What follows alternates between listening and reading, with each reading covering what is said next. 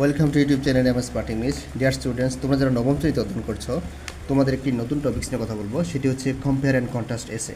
এটি তোমাদের ইংরেজি প্রশ্নের 6 নং কলামে থাকবে, মার্ক হচ্ছে 15।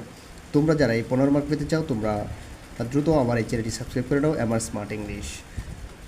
আজকে এটি সম্পূর্ণ নতুন একটি বিষয়, তাই তোমরা মনোযোগ দিয়ে ক্লাসটি শুনবে।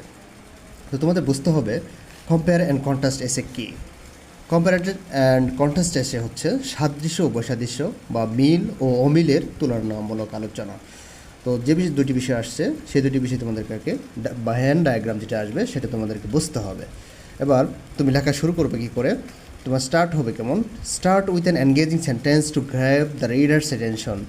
তো পাঠকের মনোযোগ দৃষ্টি আকর্ষণের জন্য তোমার প্রথমেই আকর্ষণীয় সেন্টেন্স দিয়ে তোমার এই ভ্যান ডায়াগ্রামটাই শুরু করতে হবে। তারপর ইউজ 3 বডি প্যারাগ্রাফস, তুমি 3টি অনুচ্ছেদ লিখতে হবে।